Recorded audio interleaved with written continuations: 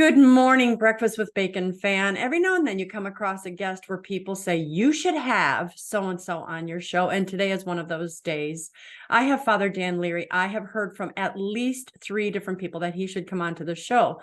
And believe it or not, people in their comments will kill us if we try to affect our guests' humility too much. But I do want to say he is a humble and a holy man who has done some mighty, mighty things for the Lord. And I believe he's one of those that will not feel he's done a good enough job unless he, using the baseball analogy, slides into home plate one day, beat up, bloodied, and giving it everything he's got. And then he can look at the Lord and say, I made it. And the Lord can say, well done, faithful servant. I think that's who Father Dan Leary is. And Father, you can tell me if I'm right or wrong or not, but I have to finish telling them who you are. He's currently the pastor of St. John the Evangelist parish in Clinton, Maryland, but he also served 3 years with the Missionary Sisters of Mary in Mexico, Father, correct? Guatemala, Honduras, Brazil, they're all over the place. There's 7 countries, yeah. Wow. And I know that you love your time with the poor, don't you? Yeah, that was really a blessing, Christine. Well, first of all, it's great to be with you. It's a huge blessing to be able to just share whatever I can from experience, but also from speaking about the Lord and his grace and the way that he's moving in hearts. Yeah, but I would say I'd like to slide into home eventually. The eternal salvation is something in my heart. Not during the show, of course, but yeah, I pray. But it would get good ratings if it happened. Such good ratings. Hey, did you see the show where the priest died? See the camera? Can we turn it? Now, speaking of death and dying, is it true that you were the sideline chaplain for the Washington Redskins for 8 years? And it wasn't it also like their worst season ever, and it was also so bad that they changed their name and then sent you down to Mexico to get rid of you? Just asking. Heard Christine, it from a friend. I've confessed it. Okay. Yeah, I was the chaplain for more than a year, less than 20, and it was surmised by a sports writer that I had the worst record of any Catholic chaplain. So he said, man, you were so bad, they kicked you out of the country and they changed their name. Anyway. Yeah, I'm not saying if I know who that journalist is or not, but I heard. Of course, he put my nose in it, but it was great. It's nothing but a blessing. You know, it's really funny, though. You go from, and this is actually kind of this paradox, the way God works, right? So not only were you, again, with the football team, but you're there in DC, right? The capital of the world. The wealthiest of the wealthy often reside there. And you were also with the poorest of the poor. Mm-hmm. To me, the paradox of serving 20,000 souls, I believe, 20,000 souls where you got to be their servant.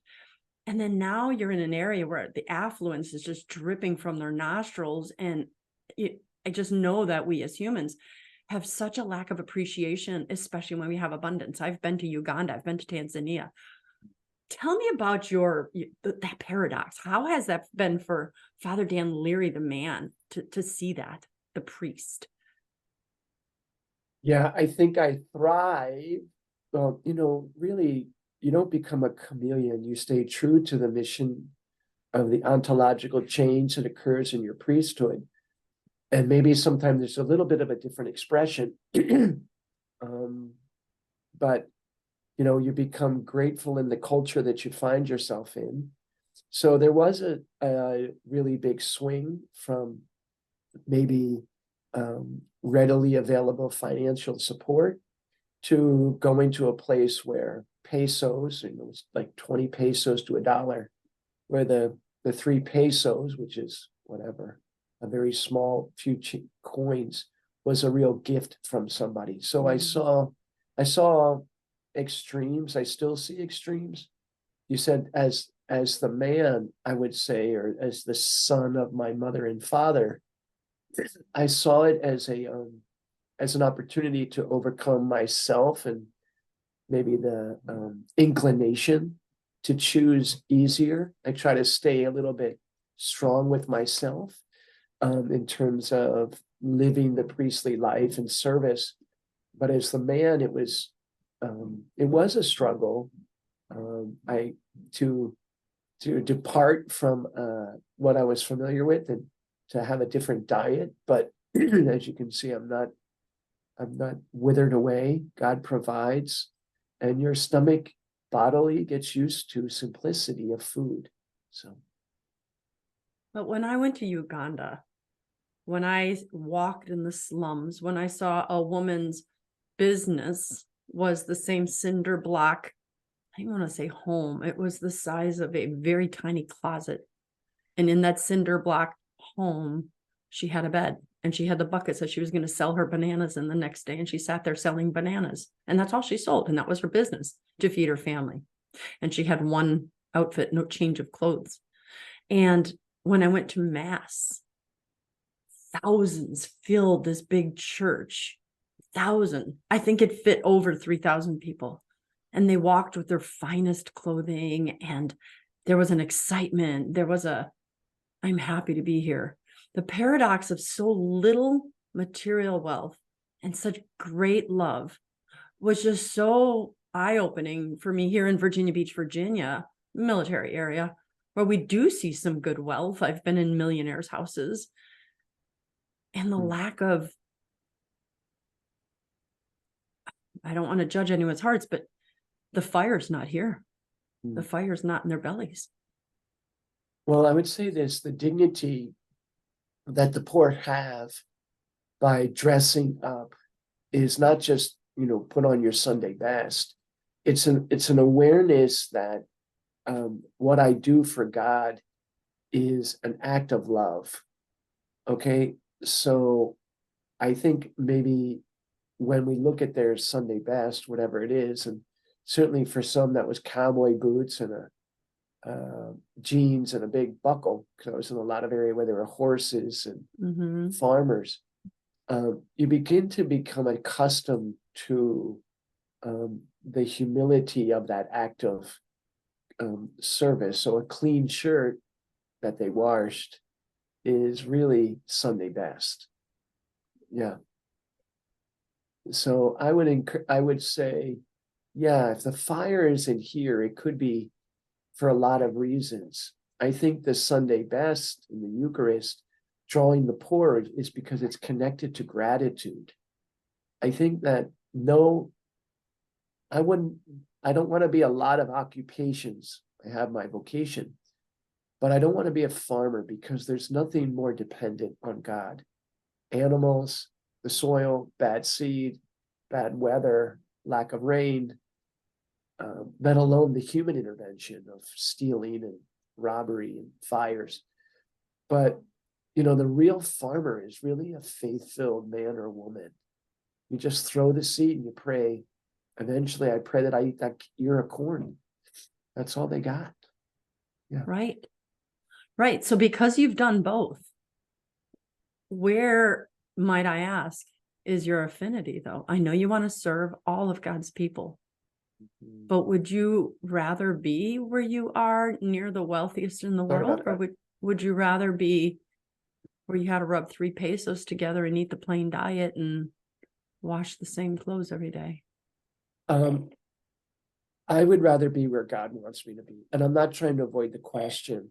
I think respect what it. I'm really proposing to you is I've just got to serve where I'm called. And because otherwise I end up being a rich man in a rich country, meaning I deserve to be back with the poor, when I really have to say that's just pride. And that's just a rich man's attitude. So I have to honestly say, Lord, for whatever reason, you don't need me there. I accept that. Please feed them and care for them and love them and heal their sinfulness. Yeah.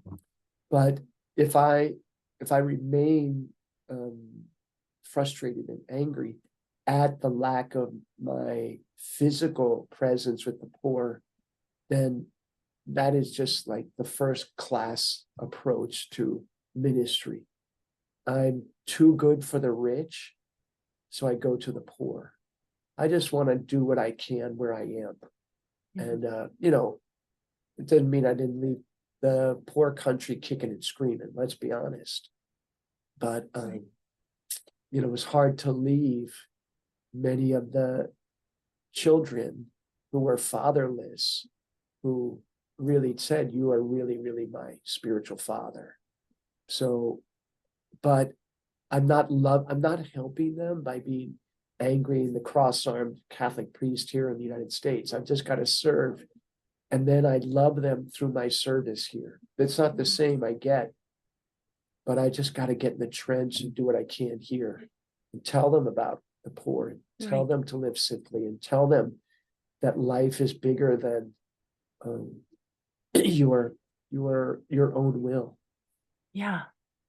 Well, what a gift that you've been down there. So now you really can be the arms and legs and the eyes for those people who you enjoyed serving, and come to the people who have the means to give back to them that maybe you wouldn't have had that voice before. Sure. I think many people, I'll be honest, I think many people give to the church, but they don't give to the poor. And that's a gigantic difference. Yeah, it is. It's one thing to give to the parish. It's one thing to give to the school. It's one thing to give to your alma mater. I guess you could say you can even give to the pro-life, which is fine, but that's not the same as giving to the poor, because without a doubt, the poor outside of this country can give you back nothing. And that's just unattractive for some. It's just like, that's not very attractive to give to the homeless child in a poor country, because where's the experience? Where's the letter? How do I be a pen pal? But do you really think that people are, and I'm asking you because I don't know, because I know a lot of us would love to give to them, but it's gotten so big that we don't always trust the organizations. We don't even trust the church anymore. They take our money and use it to pay off sex abuse lawsuits. Yeah. So, I know that I wanted to always pay to those commercials that you see on TV with the child who's starving, but it's like, are those children really getting the food? Great question. Because I send it straight to a priest in Uganda now, directly to his hands, and I know he feeds them. So excellent point. All I can tell you is I had a background, I graduated from Villanova, a background in Coopers and Lybrand, which is consulting and accounting, work with various organizations. And by far, the only place you can do a corporal work of mercy and spiritual work of mercy, and I can see the bang for the buck, is what I saw at this Sisters of Mary, no doubt. Yeah. It goes further than anywhere.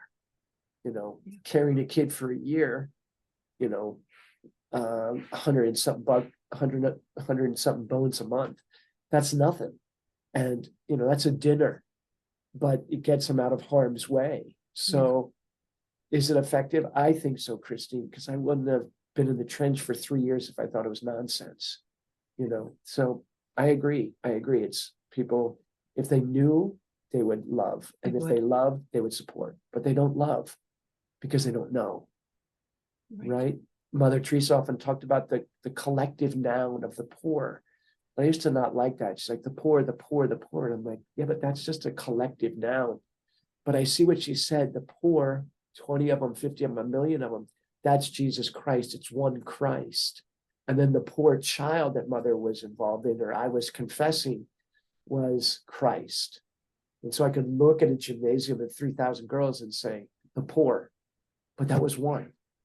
And that's the differentiating factor. The poor is one, and it's a collective noun. It sounds like such an anomaly, but it's not. It's actually an encounter with the living Christ. Yeah. And all of us are the poor at some point. Some of us are the poor in spirit. Some of us are poor in food and shelter. Sure. You mentioned Mother Teresa, Saint Mother Teresa of Calcutta. I heard that you knew her. Yeah, well, I knew Mother. I met her. I guess I could say I knew her. I met her a couple of times, and I drove her. And I used to do a lot of work with the MCs a lot, taking care of the homeless men and the men with HIV. And when I was in the seminary, which was phenomenal, it prepared me for my work with the Sisters of Mary. So I was deeply involved with caring for the sick. I think if I can say, I think without that hobby of serving the poor, I wouldn't be who I am. Father Al, the founder of the Sisters of Mary, said he wrote the suggestions for the church of the poor. He wrote them when he was a young priest, and he said, for every week you spend on vacation, this is what he wrote to priests, you should give 1 week to the poor. And whatever you spent on vacation, give the same amount to the poor. And that has stuck with me, Christine, from the beginning.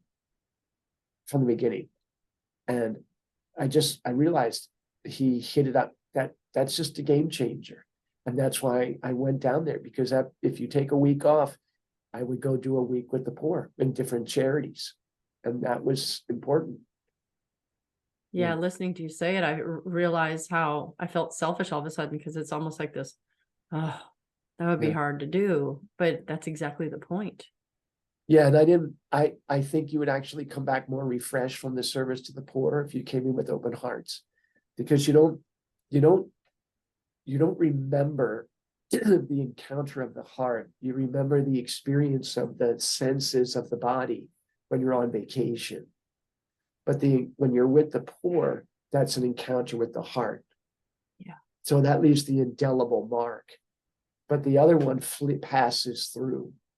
So that's why it's hard. I don't think the evil one wants people to go serve the poor candidly, because then they come back and they say, I'm self-aware of my own poverty, but more than that, I also recognize the dignity of Christ in you, the poor man.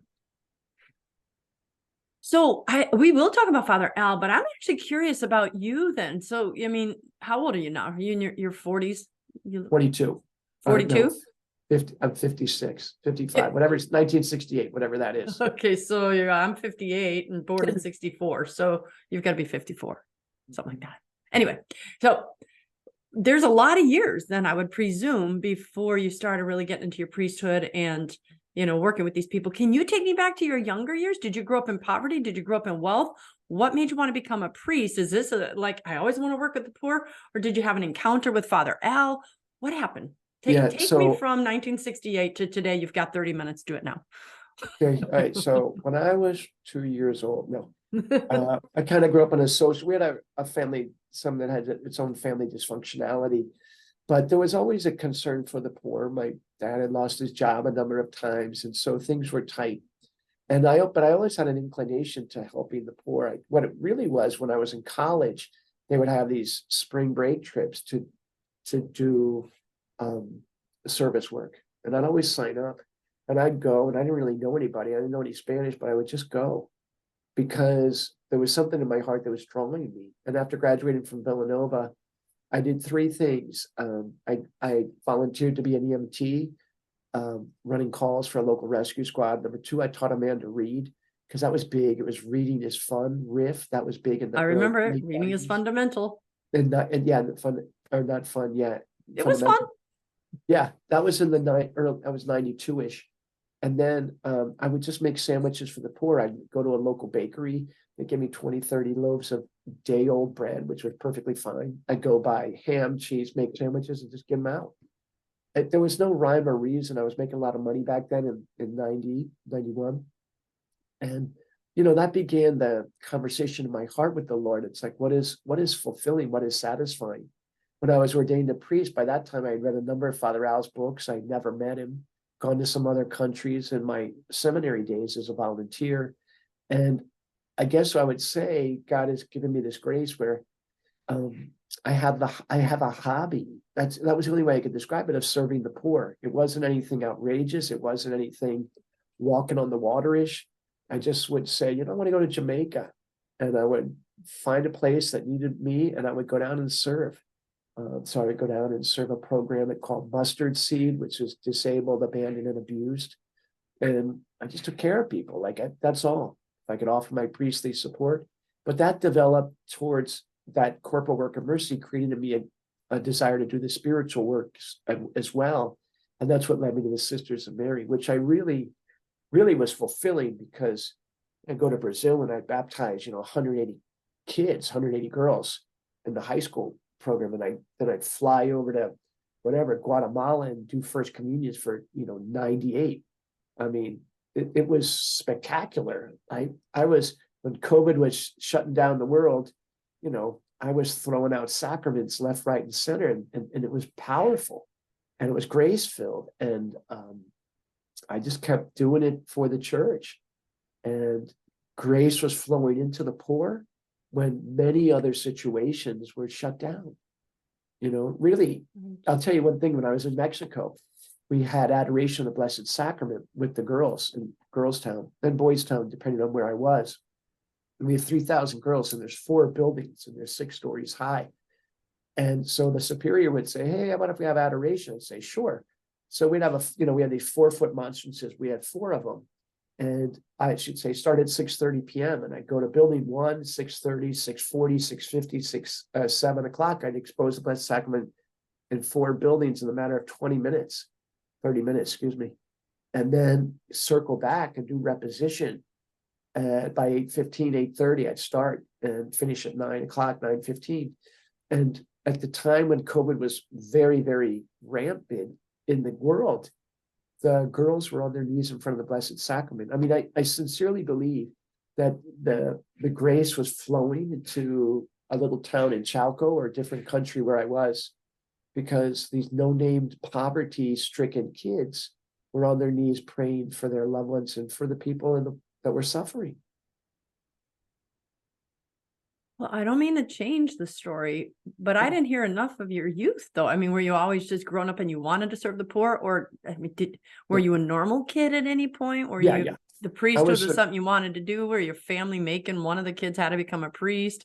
Did you have any fun? Was there a moment where all of a sudden I need to give these sandwiches to these guys in college? You know what I mean? No, I think I was really social, and so I think it was both sides. I go out and had my social time, and then I'd swing back to my more service time. No, it was kind of a miracle when I became a priest. A lot of guys were like, "What? Why are you becoming a priest?" I was dating somebody. What about marriage? It was normal college life at that time. So no, I never had an inclination. And even when I went into the seminary, I particularly didn't want to be a priest. I just just give it a try. But Our Lady called me. So wow. How does she call you? If you're dating someone, and the reason I'm asking you this is this, I think a lot of people have these preconceived ideas on a priest, that you have to grow up, you have to be holy. Oh my gosh, I've had, and I'm not asking you this question, but I've had sex. I've done drugs. I've done this, I've done that. I could never be a priest. And so one of the things I try saying is, God can take any man and purify him and change him, or, and I do see some of them that are just like, they just go the straight and narrow. I go to a Latin mass here too, go to Latin and Novus Ordo. And I just see those straight and narrows as well. But the call is always so unique. And that's why I'm asking, because how do you know, right? How do you know that's God and it's not in your head? Well, I don't know if this is applicable, but the degree to which I run hard for my people and serving them is the degree to which I socialized. Yeah. So when people go, man, Father, you got some zeal for the kingdom. I was like, yeah, but I didn't. Mary Magdalene had zeal for the social life, but then when she let herself be found by Christ, she had zeal for the kingdom. That's the same with me. I don't want someone to heal and then they sit on the bench. If you heal, the whole reason is to put on your track shoes and go help save souls. That's the only reason. The Lord doesn't need a bench warmer. He needs a missionary apostle with having had the brokenness that allows their wounds, wherever they are, so to speak, in their body, to flow forth into a dynamic, active encounter of love. And so, I was social. But did you hear the call in college? Did you hear the call while you were giving a sandwich? When was the first time you remember thinking I might be a priest? It's pretty unexciting. I began to pray the rosary in Lent. So I gave up drinking in Lent. I was at a bar with a bunch of fraternity brothers, and it was a couple days before Lent.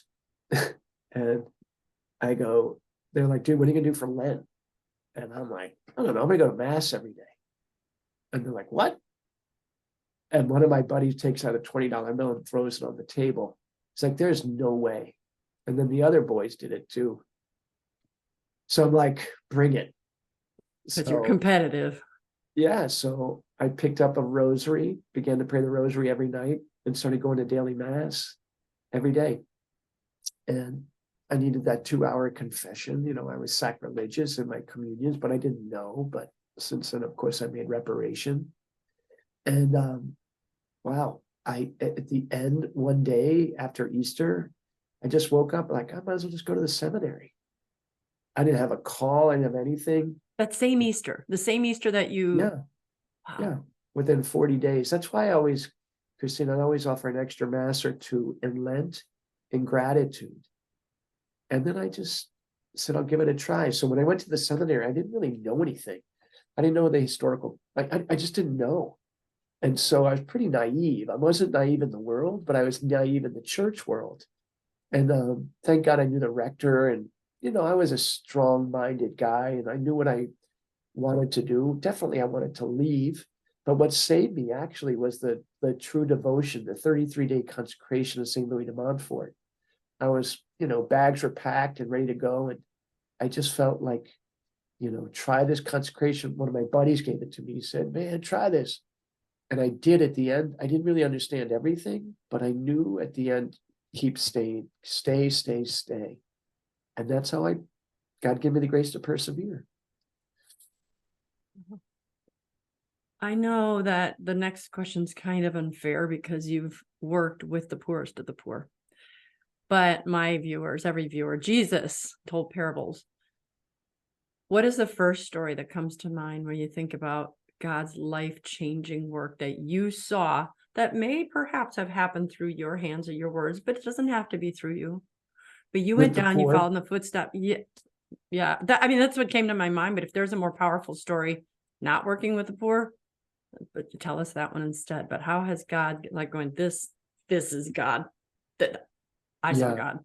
Look, I mean, here's the best way to describe it. You know, I was blessed to sit in the box in the confessional for hours every country I went to. And it was in the trench. And when the kids got to know me, you know, I'd play hoops, nothing like dominating a first year 4'3" Guatemalan girl. That's right. But you sure showed them. Yeah, I know. I dominated, swatted it in the 5th row. I did the Kembe Mutombo. I'd say, no mi casa, no mi casa. They didn't understand, but they giggle and they laugh.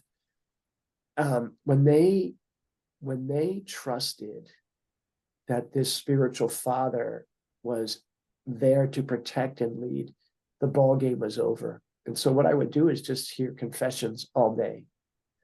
Or and then as they got to know me, they would open. So they'd often have a phrase, hey, can I open something? And opening something was typically rooted in very serious pain and suffering. And I would just listen. Sometimes, you know, my Spanish wasn't the best when I got there. So I'd read it and read them. And yeah, I mean, there were many days where I was in the box, many hours. And I'd do confessions and then do some masses and then do some healing and then give talks.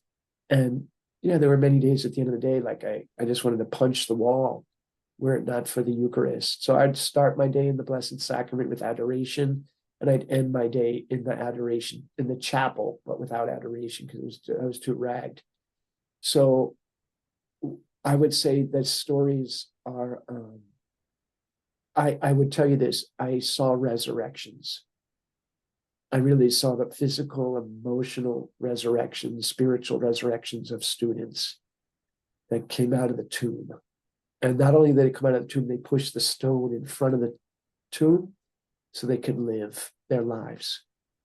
So that's how I would describe my lives. These are kids who have been sex trafficked, who've been made to do the most horrible things as well, who've been without, as you said earlier, without their fathers, who've been beaten, abused, molested, cheated on, starved, right? And then a lot of times they just feel like it's their fault. Or everything was part of my capacity to listen.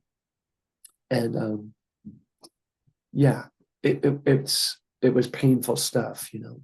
It's the story of the poor, a lawless area, a lawless community, no police.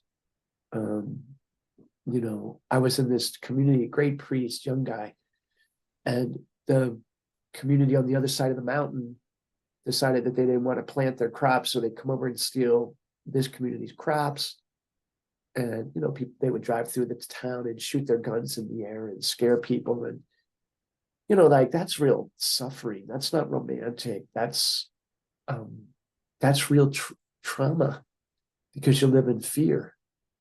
And, you know, I admired the priest because he was trying to negotiate with that group. But, yeah, I heard this constantly. And that's why a presence of a priest in the midst of those situations was incredibly valuable, because the shepherd cannot run if the shepherd is present. Years ago, he just got canonized, Father Stanley Rothner. And there was a book out about him. And the title of the book, it was this little thing I found called "The Shepherd Cannot Run." And he just remained with his people when they were suffering. So I think if the shepherd doesn't run, remains with his people, they will love him intensely. Were you ever scared? Yeah, not all the time, but not particularly to the point. I knew that I didn't understand everything. I knew that I was a commodity when I went off campus. That, you know, thank God I had two religious sisters. They were, you know, 4'4", so they were my bodyguards. But of course, it didn't matter. I didn't want to be an obstacle, but I certainly didn't want the kids to suffer. But you know, there was no gunpoint stuff or any of that. And it wasn't heroic, romantic, you know, cowboys and Indians kind of stuff. Right. It was just go do the sacraments and put yourself there in the trench for the kids, because that's where they live. I was just a drive-by. You know, granted, I was an American and I was a priest, so that was a tantalizing opportunity for the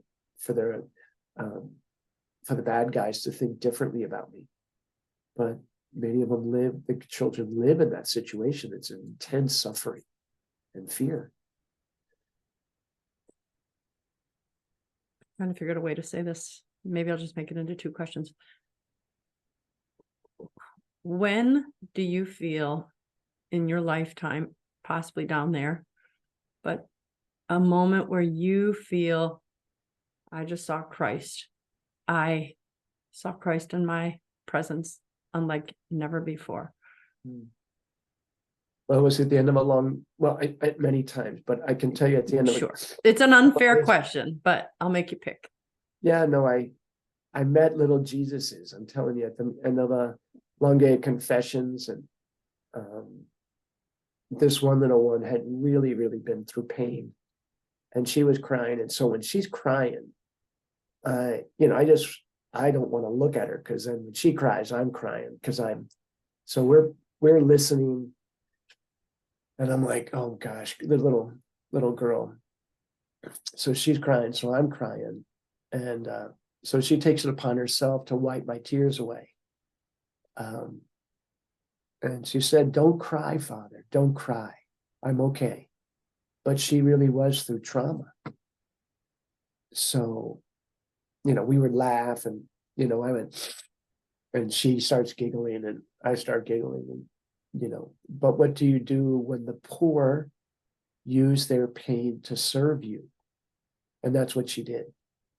So I wish I could put a number on those encounters, but it's probably in the 4 digits of how many times the broken one becomes an instrument of healing for me and others, really.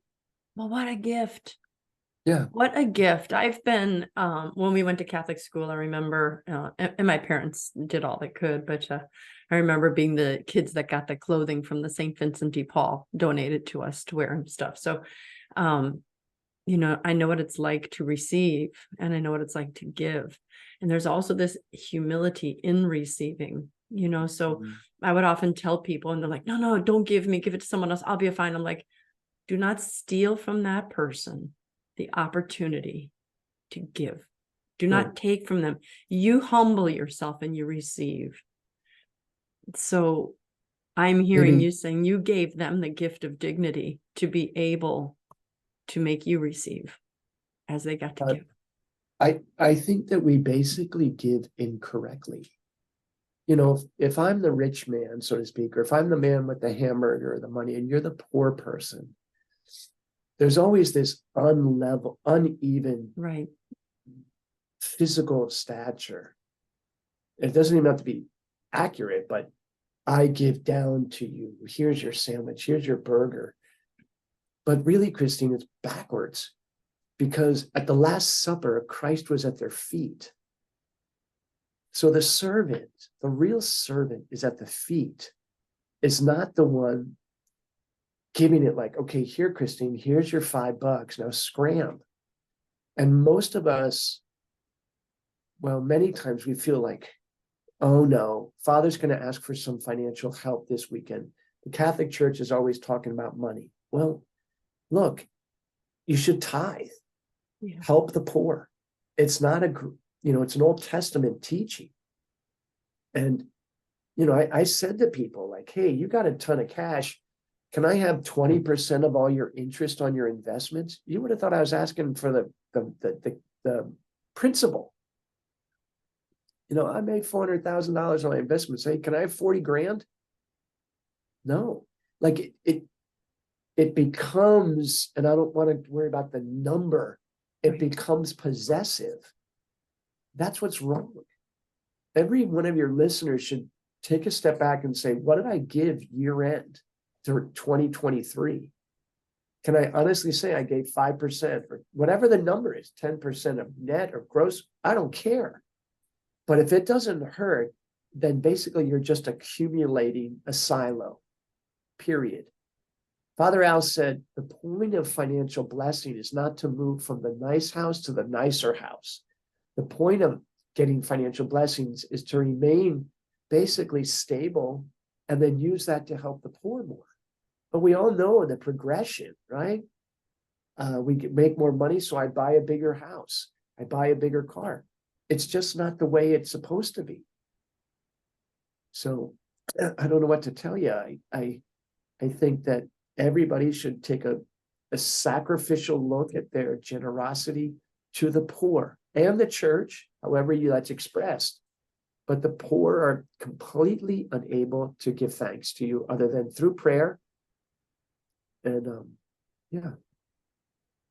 You've mentioned Father Al. I have to, and I have to apologize to my viewers because I know I've done a show talking about Father Al with Kevin Wells in the past, but viewers today may not know who he is. Who is Father Aloysius Schwartz, and how did he change you, though you never met him? So Father Al was a priest born in D.C., felt the call to the priesthood and studied in Belgium. His priesthood was a high school college major sem guy. And when he was ordained, he wanted to go to the poorest country, and he was told at that time in 57 that it was 1957. 1957. Yeah, so this is a man of our own time. Oh, yeah. Yeah. And so he went there without really speaking Korean, took over as a parish, and he began to really look out and see all the suffering in the streets. He was stricken. I'll tell you this. So he's there less than a year, and he's stricken with hepatitis. And this is how I want to live my priesthood. And at one of the masses, one of his first year masses, Father Al elevates the host, and then he elevates the chalice after the consecration. And while the chalice is elevated, he passes out. And when he falls, the precious blood pours out of the chalice. Now, one of the Christian ideas, Catholic ideas of the priesthood is a chalice poured out. That was actually what Kevin was going to call the book Priest and Beggar. He's going to call it a chalice poured out. And so he's living his life, and he's pouring out the chalice from his heart, serving the poor. He puts an ad in the newspaper, says, does anybody want to help me? 70 women apply. He picks 12 of them. He gives them catechesis, education, and basic medical teaching. They become later the foundation of the Sisters of Mary. And what he told them is, sisters, go out and love the poor, care for the poor. So they started helping. And little by little, the sisters come up and say, these abandoned children, this widow, how do we help them? So he built like basically trailers, little houses, and said, sister, you're in charge of this one, and you're in charge of this one. And he called them mother sisters, sisters that were mothers, religious life, but they're mothers. And Father Al stationed them in responsibility for those homes. But as time progressed, he got a reputation in Korea for caring for the poor. And the local mayor gave him an old hospital. He said, Father Al, do you want this hospital? He said, sure. Again, Father Al, no business acumen background. So he took the hospital, and let's just say it had 200 beds or whatever. This is Father Al's mentality, I believe. The sisters have said that's right. He would say 200 beds. He would think, 200 baptisms, 200 first communions, and 200 confirmations. I'll take it. So what he did is he sent the sisters into the building. They cleaned it. They fed the sick residents because TB was really aggressive at that time. He put the Blessed Sacrament in the building, and everybody stopped dying. So the mayor said, great job. I'll give you another rotten hospital. And that's what they did. They gave him another hospital, which he did just the same work. And he opened up his own clinic. And basically what Father Al began to do is he began to serve the poor in this way, care for the poor. He was so successful that eventually Cardinal Sin, the prelate of the Philippines, invited him over. And Father Al went over to the Philippines and brought his program there. He had won what we might call in the United States the Nobel Peace Prize of the Philippines. It's called the Magsaysay Award. And Father Al began serving the poor in the Philippines. Eventually felt the call to Mexico. He'd always felt it. There's a lot of story behind that. Guadalupe, Our Lady, calls him. And he was stricken with Lou Gehrig's disease. He was starting to come down with signs. And one night he's actually in Washington, D.C., because that's where he was from. He was at the Carmelite monastery, okay? And in those Carmelite monasteries, they have the room above the altar that you can look down, it's the infirmary. So when somebody was sick, you could actually live there. You open the shutters and look down. And one night he's there in the infirmary. The shutters open, darkened chapel, and he falls. And the only thing he can see is the red tabernacle lamp. And it's the first signs of his Lou Gehrig's disease. Yeah. And so he's stricken in his early priesthood as a poured out chalice.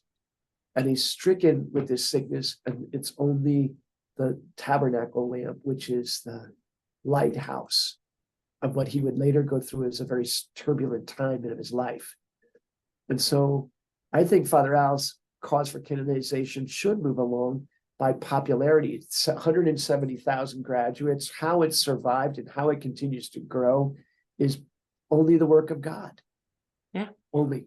It's kind of like the Catholic Church. It goes through garbage and darkness. And right now we're on our way to Gethsemane. And yet it will not die if the Holy Spirit is the one that is fortifying it. Yeah. I don't want to take you out of a really powerful place and take you to an ugly one, but what are your thoughts on the state of the church today, and what are we to do? Well, talk about the poor, right? Talk about the poor. I don't want to avoid the topic. I'm just going to tell you straight. I get one vote. And my vote is either I want to be a saint or I don't.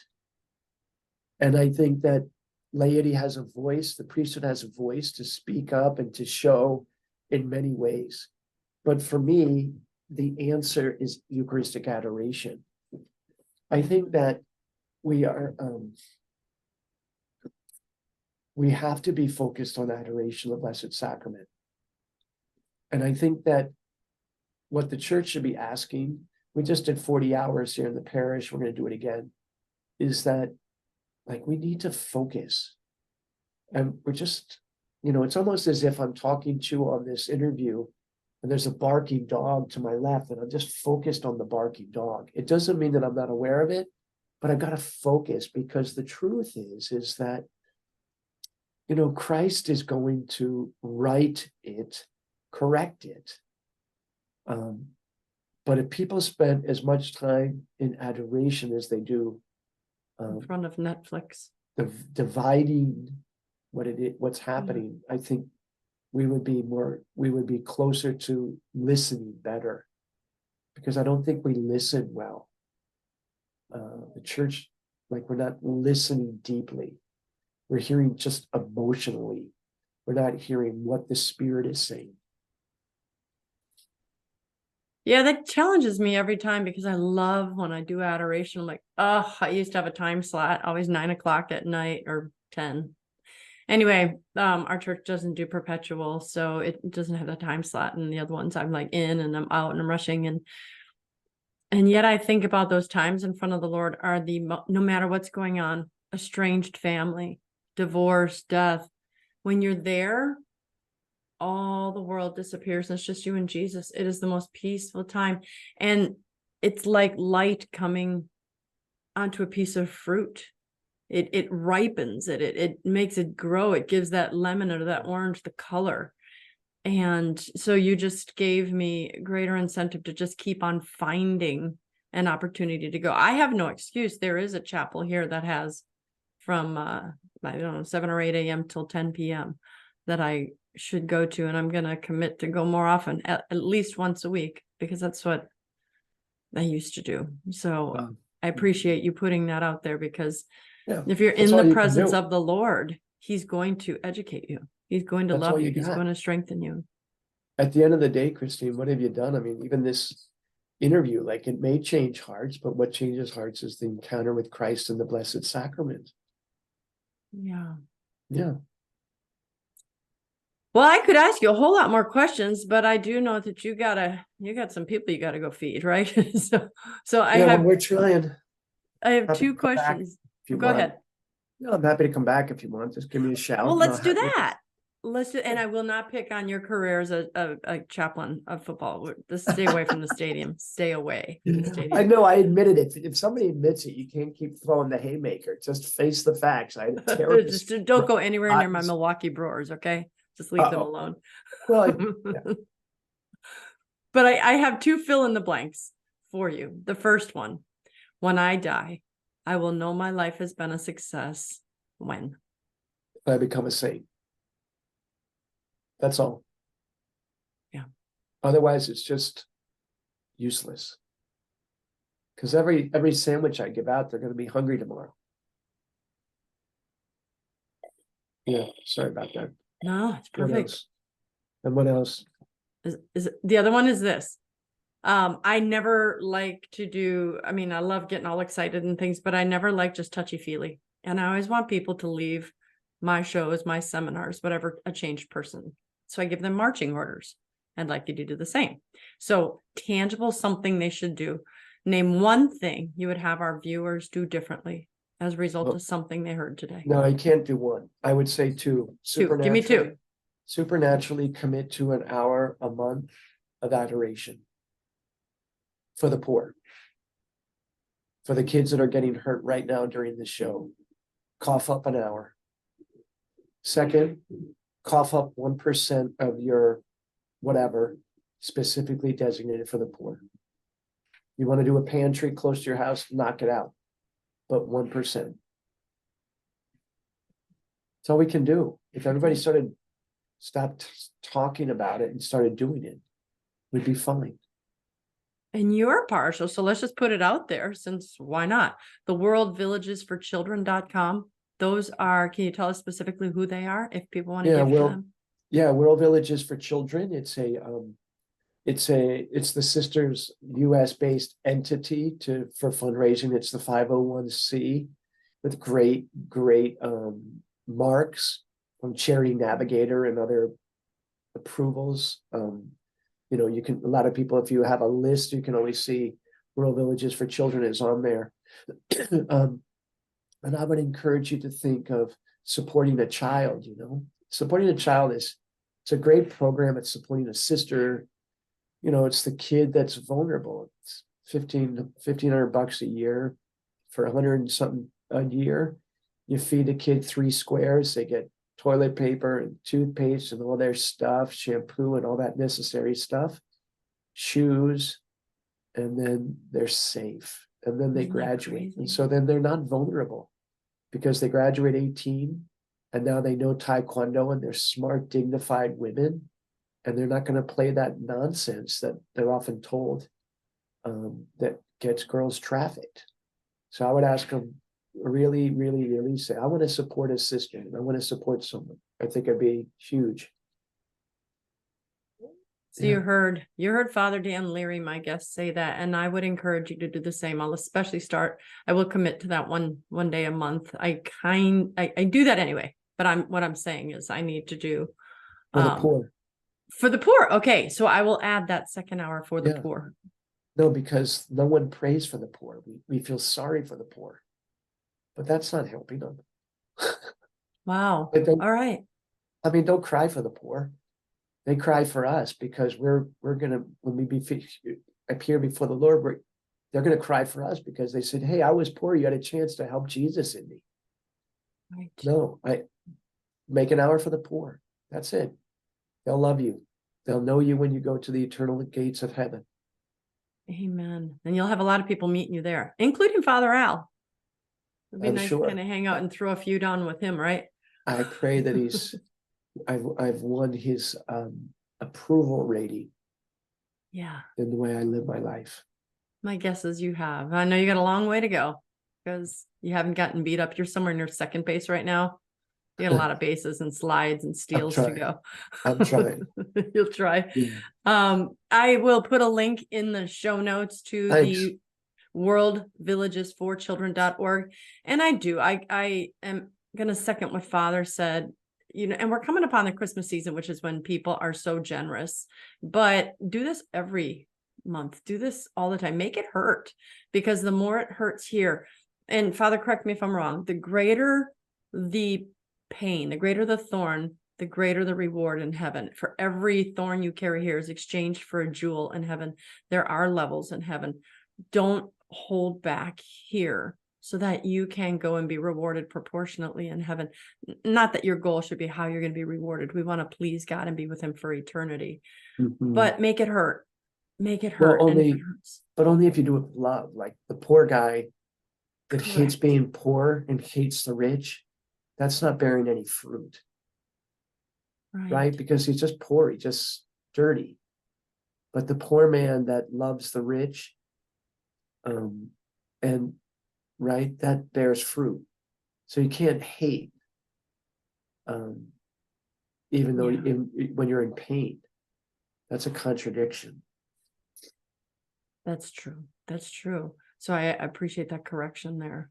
So I didn't mean it like that. I just meant it as just like sharing. You did it in the right way. It's okay. I wasn't offended. I'm tough. I'm from Milwaukee. I'm a tough kid. So all of you watching, please share this show. Get it to all your friends and family. And as I've said in the past year or so, do not be a passive recipient of media. The days are coming where the censorship will be too great, and you won't find those of us who speak the truth. So be an active, just like you have to feed the poor actively, be an active seeker of truth. Go and subscribe to the channels of the people who you believe you will get the truth from. And I pray that mine is one of those, because I do have amazing guests like Father Dan Leary on my show, trying to win souls for Christ. And that is my goal. If I can have save 1 million marriages by the time I die, which is really saving 1 million souls, then it will have all been worth it. So follow me on Instagram. 1 million marriages, that's 2 million souls, let alone all the children involved. Sometimes one of them's already saved, but I'll go with that. I'll take 2 million. Actually, that just cuts me down 500,000 marriages. It'll be 1 million. Sorry, I'm just kidding. Yeah, plus let alone the kids and grandkids, because then they grow up in that nuclear, love-based, Trinitarian envisioned family. I know it's 1 minute after the time I wanted to let you go, but I hold standers meetings, and standers are people who are standing for marital reconciliation while their spouse is cheating on them, divorcing them, annulling them. And they say, I'm standing on my vows. And we're really a spiritual warfare group that is taught how to love. That's what we do for a living. How do you love when sometimes the enemy is the person who used to be married to you? How do you love them when everyone else is telling you, you need to cut and run and you deserve to be happy? Jesus wants you happy. And I'm like, that's nowhere in the Bible. So standers are the holy people. I love them because they take all the hits. They take the hits from their communities. They take the hits from their families. And sadly, Father, they take the hits from priests who say, I could probably get you an annulment. but that's for another show.